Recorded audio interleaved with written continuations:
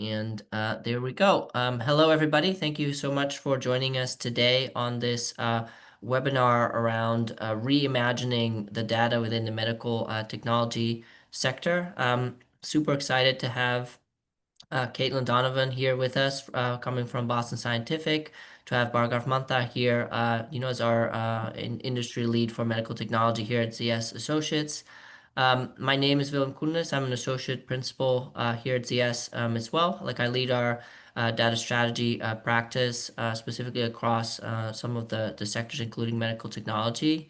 And yeah, I'm super excited to kind of take a deep dive into a specific sector today. That makes it very real. It takes a lot of concepts that apply universally, hopefully, to kind of this topic of data strategy, data enablement, data governance. But we're kind of really dive into a specific sector to make this hopefully as relevant as possible.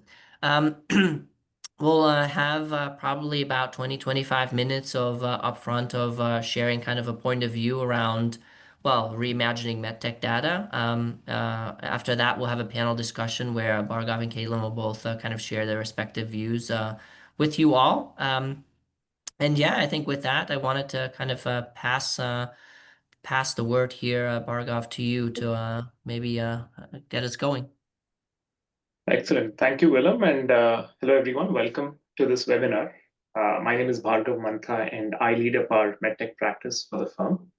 And what we want to get started with is share a few trends that are shaping the industry, the MedTech industry, and why having a robust data strategy will be important to unlocking the opportunities that these trends present. So if you go to the next slide, there are 5 key trends that I wanted to share with you. The first one is the rise of patient centricity in MedTech. Traditionally, MedTech has focused on engaging with the clinical decision maker, the surgeons, and so on. But there has been an increasing involvement of the voice of patient in healthcare decisions, primarily driven by increasing consumerization of healthcare, COVID, and so on. So there is a necessity to integrate the voice of the patient throughout the product lifecycle, all the way from R&D to commercialization, post-commercialization, and so on. So that's one trend that we are seeing, which means that MedTech has to take even more efforts to engage directly with the patients and consumers. The second trend is, of course, the rise of AI. AI in MedTech is actually not new. In fact, there are about 1,000 medical devices today that are essentially algorithms, that are software as a medical device that have been approved by FDA. But where there is an opportunity for MedTech is to apply that AI into other areas. One is to improve the experiences that they are providing to their healthcare customers, whether they are clinicians or even patients, as I mentioned before. And the other is applying AI to become internally much more organizationally effective, embedding AI in their business processes such as commercial, supply chain, and so on. So that's the second trend. The third trend is MedTech is continuing to scout for avenues for growth that could be either organic, so investing even more in R&D to drive innovation in digital, robot minimally invasive surgery, remote patient monitoring, and so on. And the other is to drive this growth in an inorganic fashion by either acquiring new assets or even forging alliances with big tech to drive AI-enabled innovation. Right? So that's the third area that we are seeing, where there has been definitely an uptick in the level of investment over the last couple of years. The fourth is how the regulatory landscape has been evolving. There has been an increasing emphasis by the FDA on evidence generation, real-world evidence, and there are also new pathways that are emerging for novel technologies and devices like AI-enabled med devices and software as a medical device. So the amount of scrutiny that the regulatory bodies are putting on medtech has increased. So there is a lot of opportunity here for medtech to continue to think about how do they harness data, real-world evidence, to continue to create new pathways and accelerated pathways for device. And the third and the last trend that we wanted to talk about was the shift in the sites of care. Traditional care has always been consumed in an acute care setting like a hospital, but that has been changing again, driven a lot by consumerization of healthcare, where there is an emergence of alternate sites of care, whether it's an ambulatory surgical center, whether it's a freestanding emergency clinic, or even a home-based setting. Right? So, and that has been driven by, of course, patient demand for affordability and access, and then increasing payer influence because this will reduce the cost of care. But one thing is very clear. If MedTech has to capitalize on these trends and opportunities, the need for a robust data strategy, robust data management governance capabilities is becoming vital. And we are going to spend the rest of the webinar in, in talking about what can MedTech do to build this capability. With that, I'll hand it back over to Willem as he talks about some of the trends specifically in data governance and data management. Awesome. Thank you.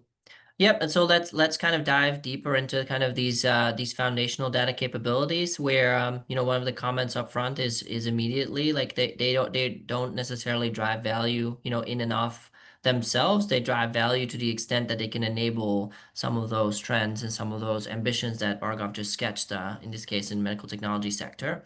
And so in the medical technology sector, we would say that there's a big shift happening. Like a lot of the companies are realizing this, that these foundational data capabilities are important, but at the same time, there's a lot of work to be done. So if you look at the kind of the graph on the right, which is being produced by our data maturity compass tool, which kind of helps to track the maturity and quantify it across the sector, you can kind of see that, let's say 2 years back, is very, very foundational, very kind of ad hoc, how a lot of capabilities like governance, architecture, even master data were kind of really just in kind of the initial steps. But you're seeing that in the next, let's say right now, kind of the time since then, there's really been a massive acceleration with a lot of companies investing in specific capabilities here. And if I just can call out a couple of them real quick, the number of companies right now who have an actual data strategy is much higher. Like so an actual document that you can reference that talks about here's what our data strategy is behind kind of our organizational strategy. That drives a lot of cross-functional and cross-business unit collaboration, right? Data is always this kind of inherent complex topic because it sits in systems, it's used and owned by the business or should be. And so you really got to bring together a couple of teams, adding technology, privacy, potentially other teams to the mix. We're seeing big investments in master data, both customer and product. We'll talk a little bit about both of those in the next couple of minutes. We're seeing that data governance as a specific topic is being prioritized, but at the same time, it is very, very nascent. Like these are very the earliest steps. Like I've had the maybe privilege to also kind of be there in the journey in the financial sector, some healthcare, and like you can see that governance there was kind of kicked off as a formal, priority probably 5 to 10 years earlier. And so we're just seeing big steps here, but they're nascent. And then a very, very kind of commonly referenced foundational capabilities that invoke a data catalog or concepts like data quality. They are mentioned in a data strategy, but like true enterprise enablement is also very early steps, right? But we're seeing a lot of progress on each of these across the board.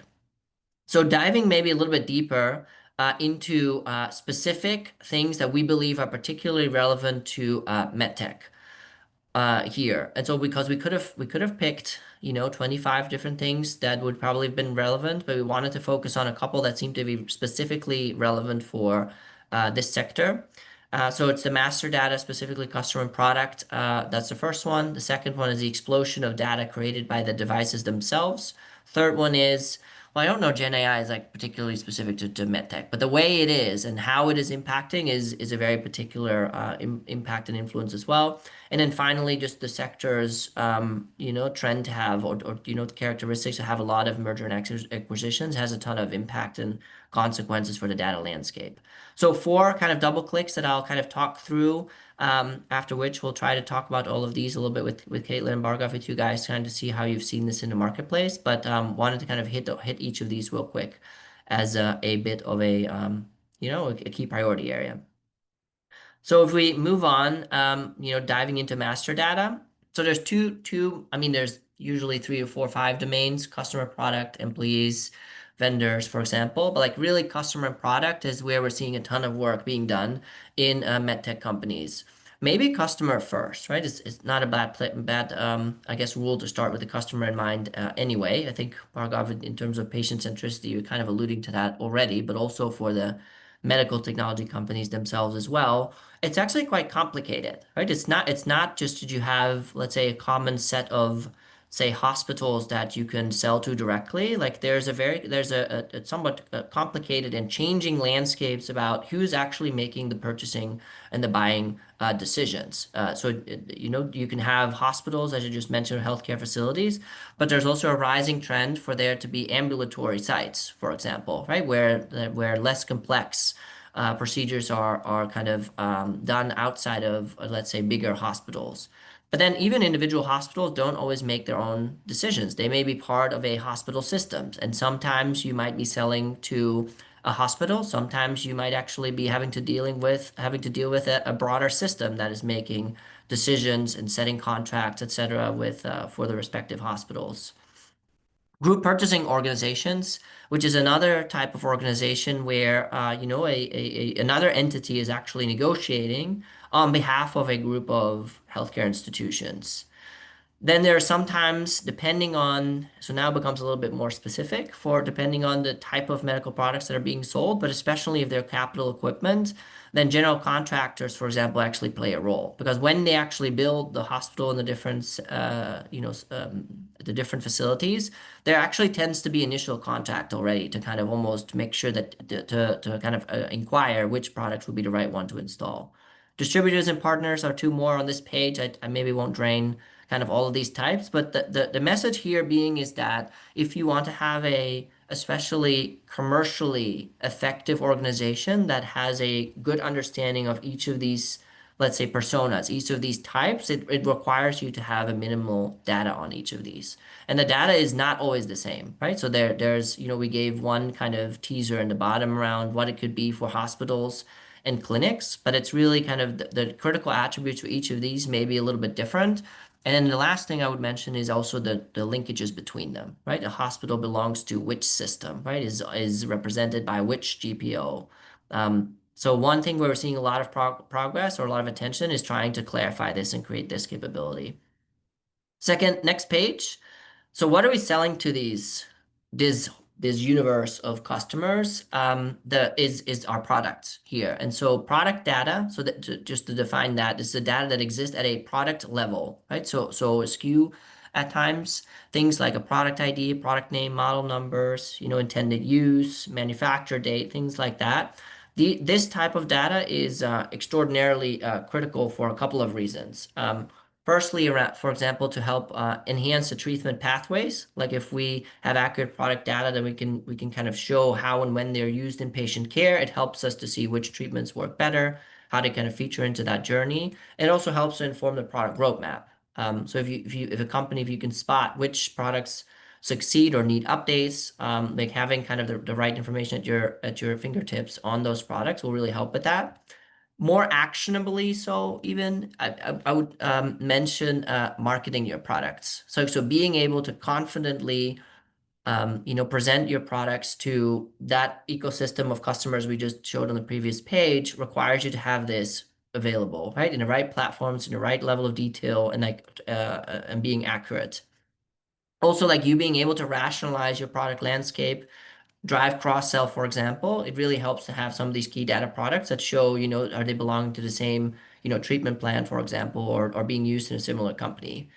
And then lastly, just in a few seconds, because we'll talk about it a little bit later with a bit more detail, is M&A again. Like if you have another company that's joining yours, you're just being very crisp and clear about these product data attributes allows you to identify the overlap, like how they kind of can be bundled, etc. So next page on kind of this topic of mastering this most critical data for customer and products. Um, that doesn't usually fail because of the platform. Like there's a lot of tools that are actually able to do mastering quite well. It's really having kind of everything around it, right? The governance around it, the processes around it, even the strategy, like what exact attributes are we mastering where for what purpose is what really drives success here. And like one of the best practices here is that it's, I mean, the ROI on this type of capability is off the charts. It's really high. And so like it would, if you don't have it already, it's definitely something to consider. And if you do it, then please do it in an AI driven, right, tech enabled way. Like the old way of, identifying matches, writing the definitions in a somewhat manual fashion is something you should probably avoid at all costs, right? Try to figure out how you can use the different tools that are out there to do this for you quicker and better than before. Just moving on to the next double click here, which is the data in medical devices itself. Like at least traditionally, if you think about data governance, data management, very often, we talk about the data within a given organization and how you use it. But in this case, there's also the data that is produced by the actual products that you sell that is becoming hugely important for a couple of reasons here as well. First of all, real quick, the categories, I won't drain them. I don't think it's maybe necessarily the purpose for today's session, but think about remote patient monitoring systems, smart diagnostic tools, devices that are implanted inside of people, health monitors that can be worn, lots of different examples of let's say products where the data actually now becomes part of the product as well.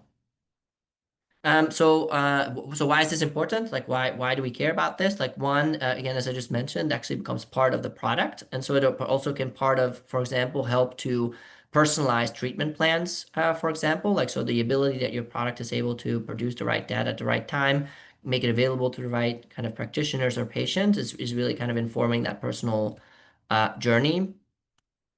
Two, it actually changes the product you're selling, right? It's no longer, let's say, just a physical device. Actually, data is part of the experience here, part of what you're selling, and therefore it actually drives the overall competitiveness of the products that you're selling.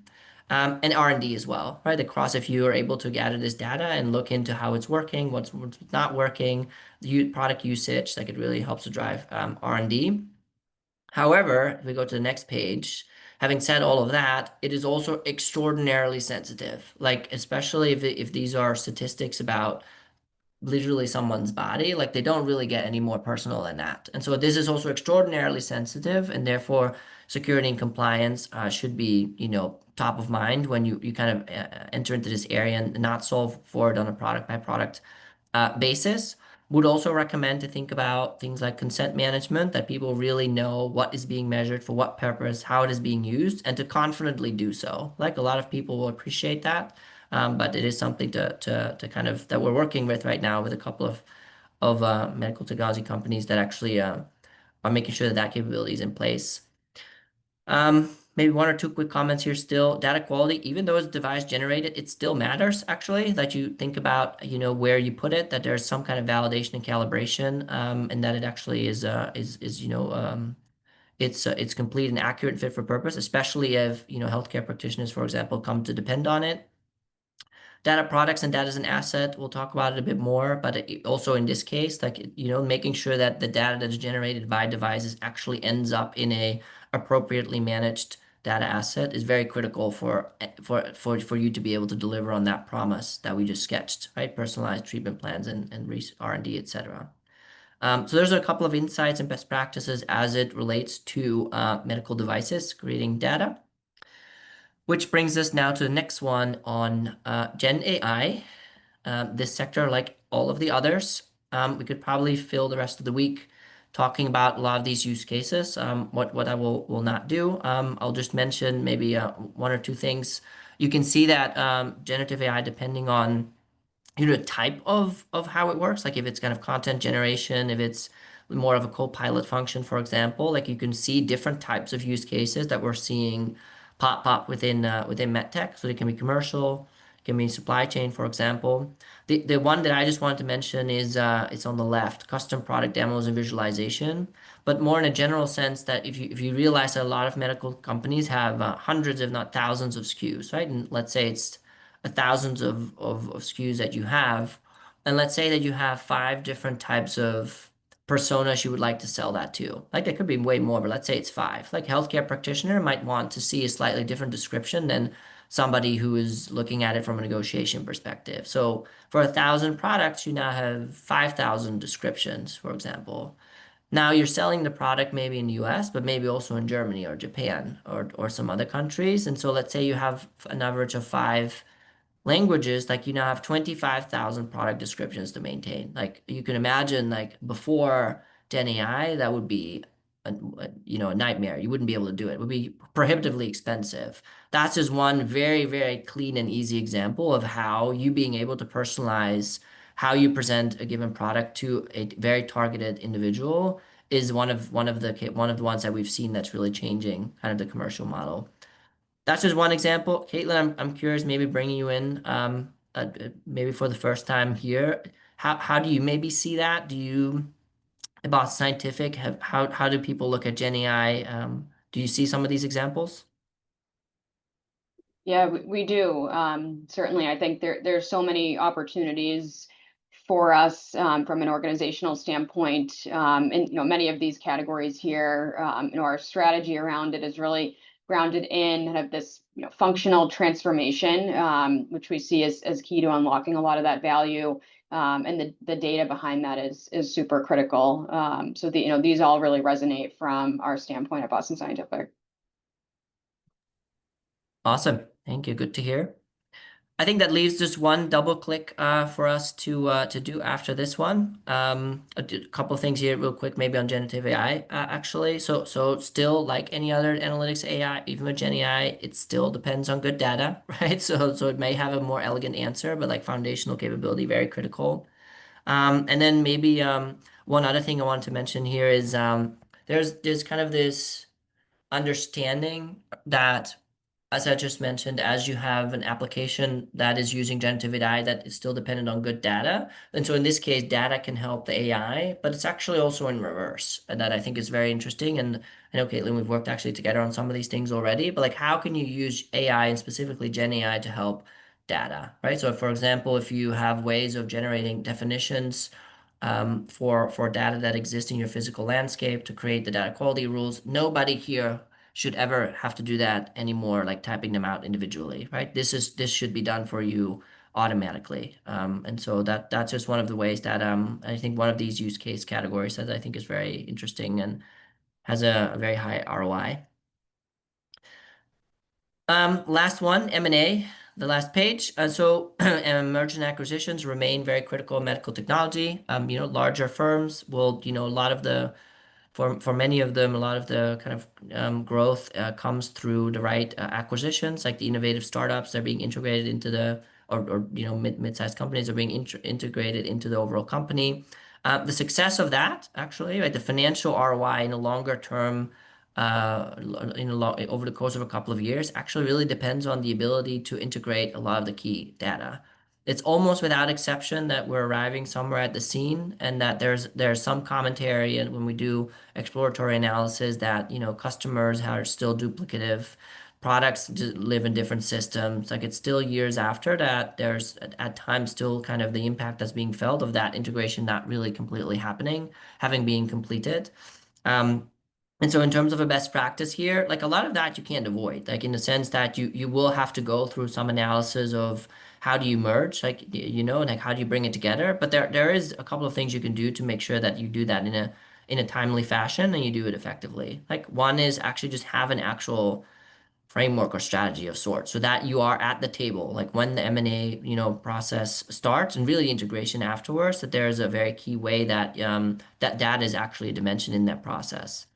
Secondly, data discovery and virtualization. So very early on, especially if you have we talked about it earlier, customer and product master data, at a certain maturity level, like you can actually do some really good views around figuring out like what are the two different customer populations, where do they overlap, where are there early also commercial, let's say opportunities to drive, say, a more comprehensive account targeting process, cross-sell, things like that.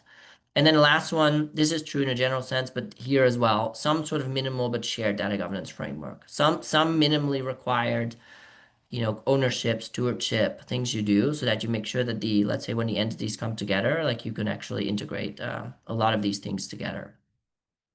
So that was a kind of concludes double click in a couple of key trends that we have seen, that we are seeing in medical technology as we think about data strategy, data governance. Wanted to now start the panel, let's say, discussions. So we'll be joined here. Caitlin, we already heard a little bit about you just now as you were kind enough to weigh in, and Bhargav already introduced himself. So maybe, Caitlin, let me turn to you here.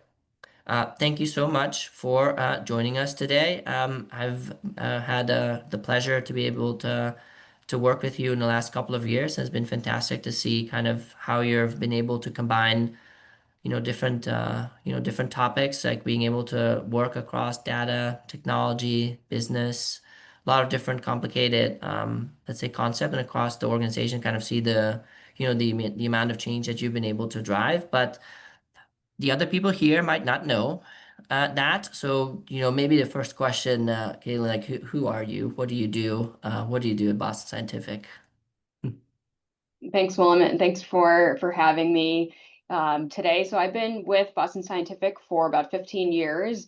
I've held a variety of roles in the data and analytics space over that time, and have built up some of our various data teams that are in place today.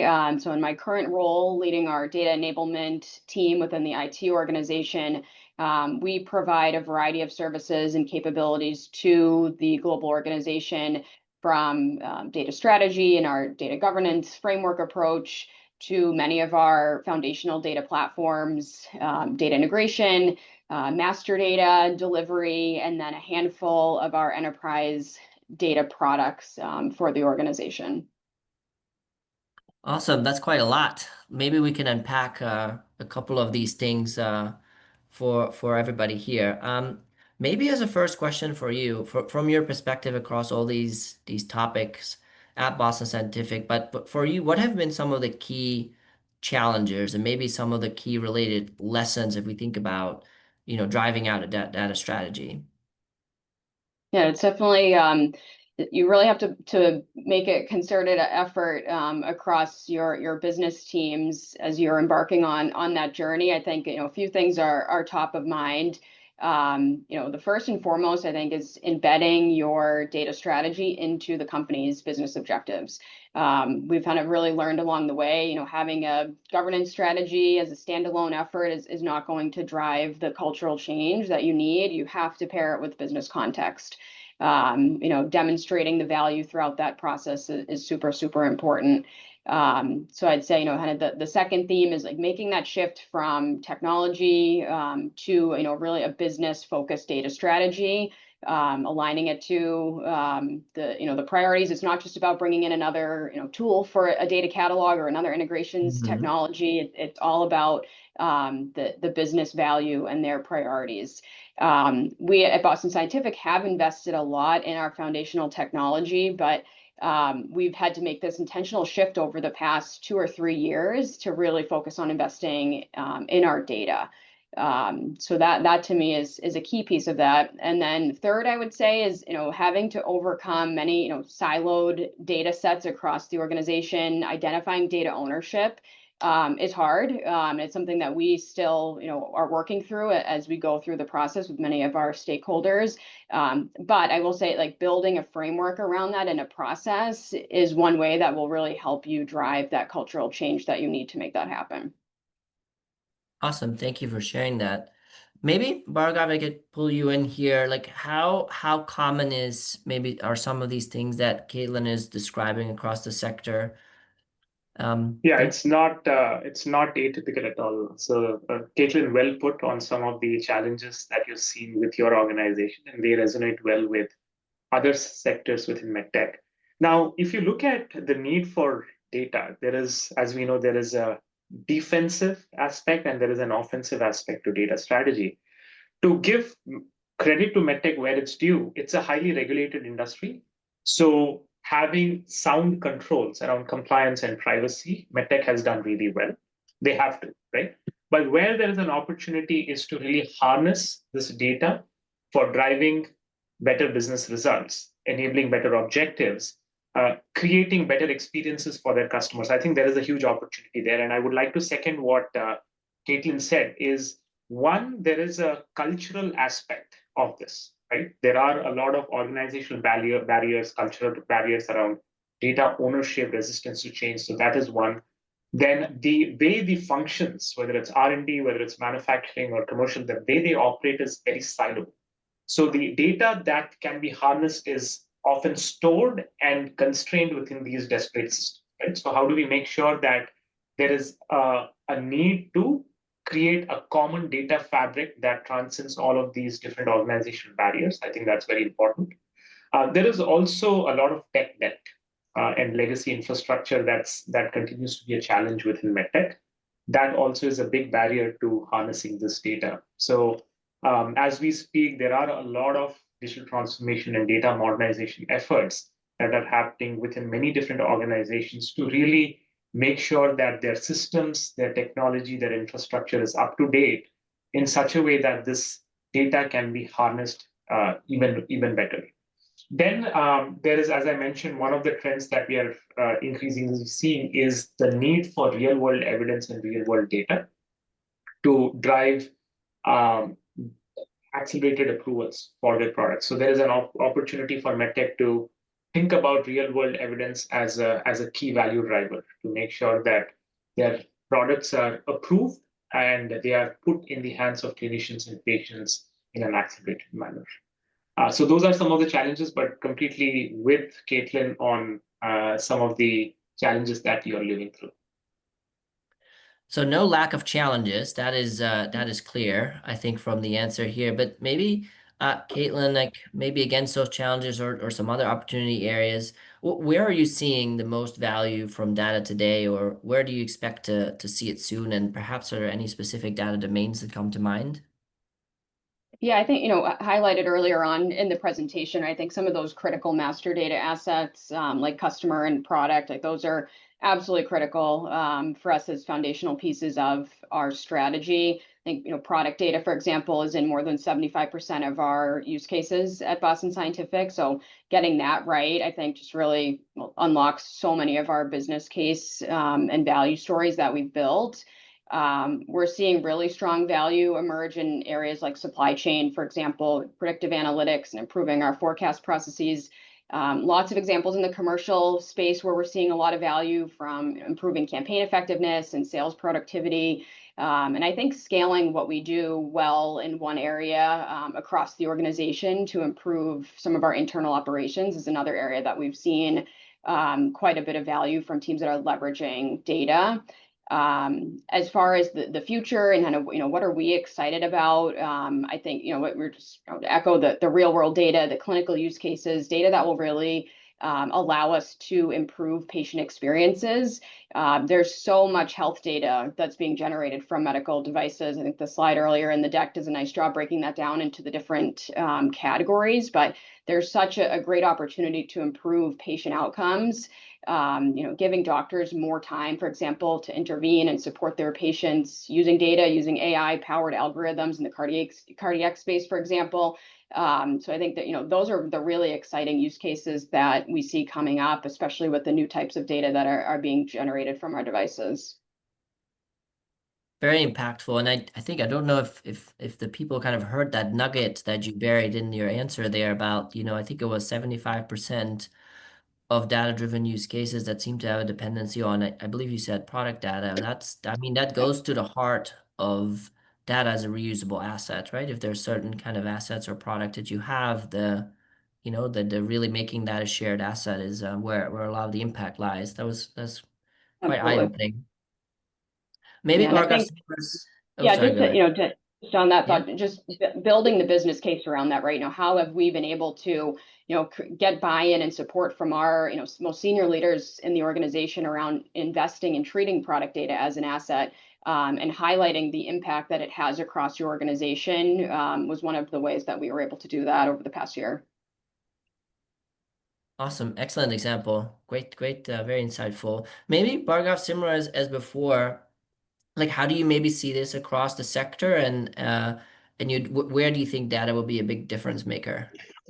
Yeah, absolutely. And just to supplement and maybe summarize what Caitlin said, one, of course, in R&D. So using data to drive speed of innovation and have more readiness for regulatory approvals. I think that's where data can add a huge amount of value for MedTech. The other is market access. So how do you use data to really understand the different customer segments and create a stronger pricing strategy and use that value proposition and that strategy to engage with different players in the healthcare ecosystem, whether it's with payers or with providers. So data is becoming a very strong value driver there. The third is, again, as Caitlin said, using product data to drive better post-market surveillance for better safety, better compliance, and so on, and use that data back to improve the product portfolio and come up with a much stronger product roadmap. Digital health, and of course, Caitlin Boston Scientific is definitely a pioneer here, which is how do you go beyond physical products to supplementing them with a digital portfolio to ultimately drive better patient experience and better patient outcomes. And the data that will be an input to these digital solutions as well as an output will only continue to strengthen the portfolio, emerge with stronger product types, and drive better ongoing engagement with your consumers and with your customers. Caitlin, you mentioned manufacturing, so an increasing focus on reducing costs and improving operational efficiency and product quality. We see a lot of value for data. And then, of course, commercial analytics and commercial engagement. So how do you engage with your customers? How do you meet them where they want to meet you? How do you use different channels, omni-channel tactics, and harness the data that is getting out of these different channels and put it back to optimizing how you want to engage with your customers? So those are some broad use cases where we have seen data add tremendous value to MedTech. And Bhargav, do you see in maybe some of those examples or more broader, like is AI influencing any of this, the strategy, the data management or governance? How do you see that?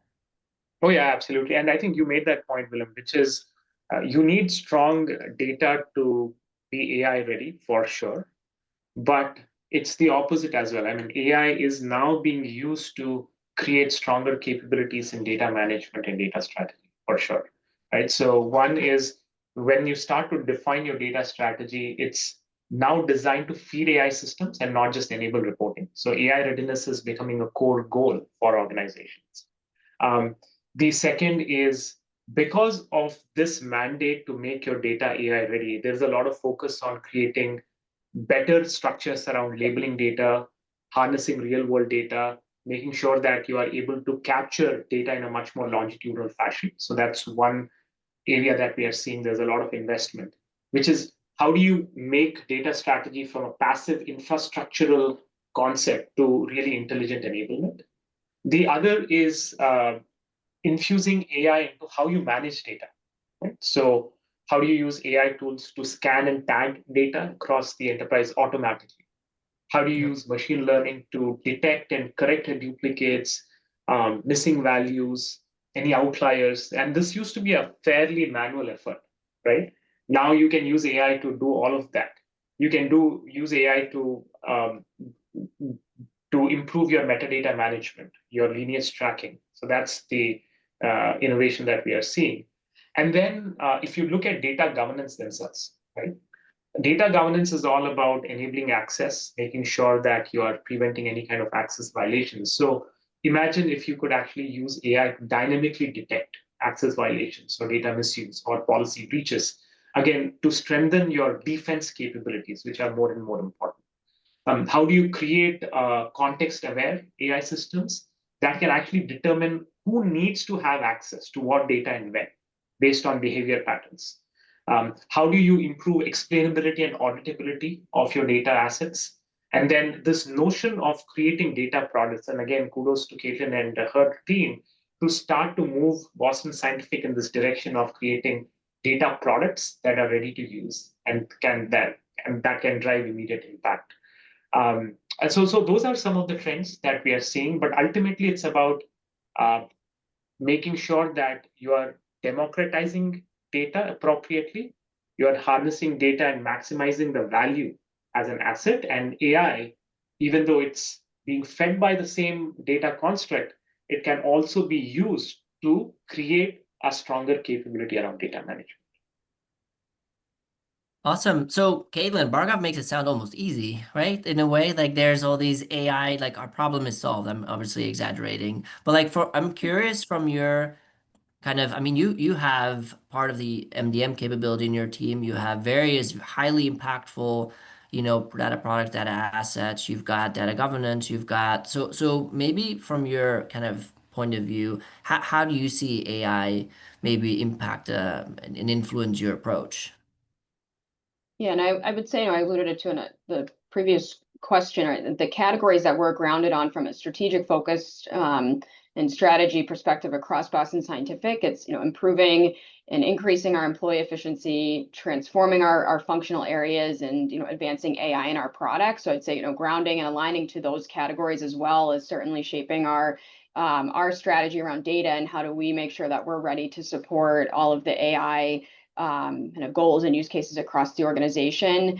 I think AI has made some of our data challenges more visible, has put a spotlight on data quality and the needs Uh-huh. for that, and the needs of just having relevant data. I think having these really great foundational technologies in place has helped us a lot with that. Having the data products that are, have really been formed and are ready to be leveraged has also helped us, get there. Maybe a little bit faster than we thought. I think, we're seeing now we'll get the, return on our investments in these technologies and our ability to scale.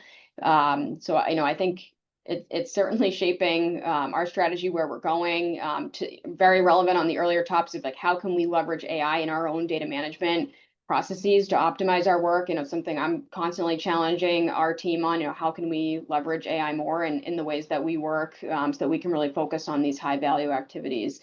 So I'd say, grounding on the company strategy, really having a focus on data quality and relevance, and then implementing it into the ways we work, is how it's influencing us. Awesome. Great to hear. Um, in this data journey, because it is a journey, right? It will take, it may not have an end, and lots of different changes to manage. And so like there's a lot of partners and vendors that you might be working with. Like at times, we might be one of them. So there may be like advisory type of services type of firms. You have technology partners. You may have data partners. What do you wish that kind of these vendors or these partners that what they understood better when they engage kind of data teams like yours in medical technology? Yeah, I think it's having a really deep understanding of the complexity of MedTech, and being in this, very regulated industry. The whole landscape around the regulatory space is really important. Being able to really quickly pick up on the culture and the dynamics of your organization internally, I do feel Mhm. has been a competitive advantage to our partners who can do that, especially being in such a large and cross-functional organization. That's super important. I know earlier, as maybe mentioned, the tech debt and some of the legacy architecture. I think our partners that are mindful of like the current state and the broader ecosystem and landscape, and not just being so focused on kind of the new capabilities, or another tech that we want to bring in, or something new we want to do, but having an appreciation and understanding for that legacy architecture, is really important.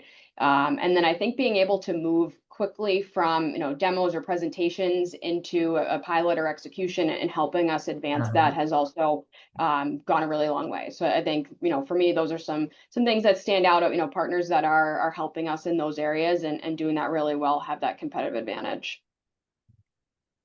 So Bhargav, we got our work cut out for us. Maybe a question for you, like, the answers you just gave and kind of the relationship between, a company like ours, but other vendors too, and client organizations like Boston Scientific. Like, how do you see that? Like, how can partners like that create lasting value?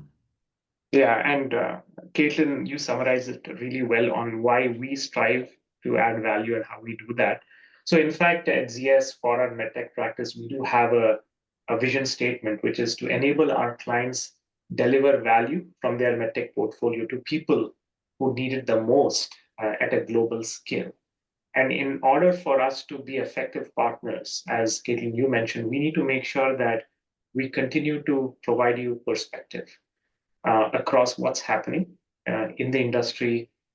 How is the healthcare ecosystem changing and evolving, and how MedTech should gear itself to transform how they add value, right? Not just being product suppliers, but being providers of wellness.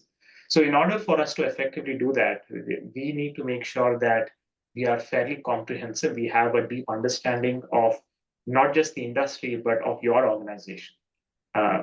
We understand your organization culture, your objectives, and then we translate that into a specific set of offerings that would resonate the most with you. And these offerings need to be not siloed, but they should cut across and transcend any kind of silos that exist, right? So how do we bring strategy, analytics, and technology together to solve some fairly complex problems for you? So that's one. The other is, of course, the way we work with you to make sure that we are working with you side by side, collaboratively in the trenches, and not just giving you a PowerPoint deck, but being with you to make sure that we are able to implement those recommendations. And professional services as an industry is actually having to transform itself because of what we are seeing with GenAI and so on. So it's almost an existential question for us on how do we continue to add value where it's a case where knowledge is so democratized now, right? So it's all about execution. It's all about understanding the context, and most importantly, about suspending our own agenda. We are here to serve clients, and that's how we are successful. So it's very important for us to make sure that we continue to put the focus back on clients and enabling their purpose. Awesome. We're getting towards the top of the hour, so I had one final question, Caitlin, for you. So I've had the privilege to work with you in the last couple of years and kind of see like how you're able to take pretty complex topics like you just did with everybody here and kind of make them relevant to a very complex organization. Work with a whole set of stakeholders. But you didn't just drop into that spot, into that kind of where you are today. And so, what advice would you give to peers or people who are in similar kind of parts in their journey, but who are kind of starting out in that role, kind of this data enablement type of role? Are there any kind of nuggets, any lessons, any kind of recommendations maybe you'd be willing to share? Yeah, I mean, I just underscore the importance of the business connection and partnership with your stakeholders. I think starting with those business challenges up front and having your strategy and framework all revolve around that is absolutely critical. I think investing the time for within your role and in your team around telling the investment case, their value story in the terms of the business, which takes some upskilling. I think, especially being in a technology function, that takes some time, an investment with your team in order to do that. But that is how we've been able to kind of continue to grow our team and our impact across the organization, is by doing that really effectively. Another one I would say is like bringing in your cross-functional partners really early on. I think we've done a good job of building relationships internally with privacy and legal and compliance in addition to all of our business stakeholders. And I think that has set us up to be able to move quickly on different projects as they have come up. And then my last one would be, and I kind of reiterate this with my org too, is that, things don't have to be, perfect to start adding value. So I think, being able to deliver, whether it's in a pilot or, proof of concept, and demonstrating that value, and then being able to scale that into other parts of the organization, we've seen to work really well. But that also is a cultural and mindset shift in a lot of parts of an organization. But we've seen that to work really well in order to build and scale out data solutions. Awesome. Thank you for sharing that wisdom. It's been very impressive to see kind of the work you've been doing, and I hope to be able to see a lot more of that. So that's thank you for sharing that with us here and everybody here. Bhargav, also thank you so very much for sharing, kind of shining your light across the broader MedTech sector. Thank you everybody for joining us here today. We will take the session we have today, and the recording will be made available, a little while from now. And would like to wrap it up with that. And again, Caitlin Bargoff, thank you so very much for joining us. Thank you. Thank you, Thank you. everyone.